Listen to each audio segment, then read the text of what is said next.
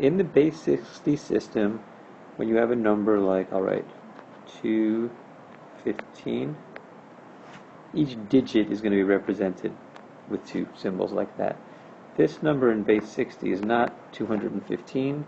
Instead, this is the ones place, and this is now the 60s place.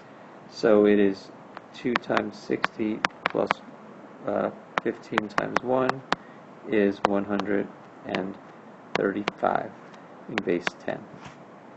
Just like in time, 0215 is actually 135 minutes after 12 o'clock. Now, in base 60, there can also be decimals. We use a semicolon there. So if I see something like this, 0730, this is not the 10th place, but it's the 60th place. And this 30 is not the 100th place, but it's the 3600th place.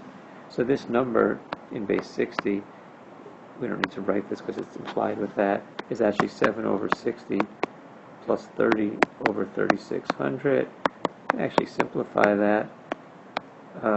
This becomes 1 over 120. So 7 over 60 plus 1 over 120 becomes 14 over 120 plus 1 over 120 is 15 over 120, which is 1/8.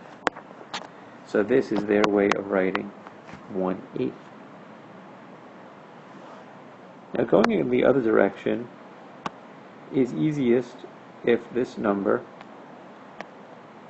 in the 60th place is a factor of 60. So this point 30 is 30 over 60, which is 1/2.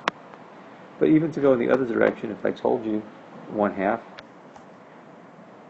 so if I have 1/2, I could just say that's x over 60, and I can cross multiply x equals 30. So that would mean that it's 30/60ths, and that would be how you turn 1/2. Other fractions that are easy turns, if like 3 is a factor of 60, and x ends up equaling 20, so 1/3 can be written as that. And 1/5 is a nice one. It can be written as 12/60ths, and 1/6 can be written as 10/60ths, and 1/10 can be written as 6/60ths. But something like 1/8, 8's not a factor of 60. So the way we do this is we say 1 over 8 equals x over 60, 60 equals 8x, x equals 60 over 8, which is 7 and 4/8, which becomes 7 and 1/2. The 7 becomes the first digit. This half, this remainder, means I need to go again.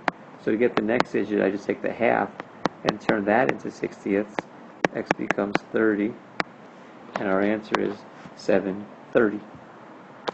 One more example, 1/9. 1 over 9 equals x over 60. Since 9 is not a factor of 60, it's going to take more than one step. X equals 60 over 9. 9 times 6 is 54. Becomes 6 and 2/3. So the 6 becomes the first digit. The 2/3, since 3 is a factor of 60, this is going to work out nicely, 40. And that's how you turn fractions into base 60 decimals. And we started with going the other direction, turning base 60 decimals into fractions.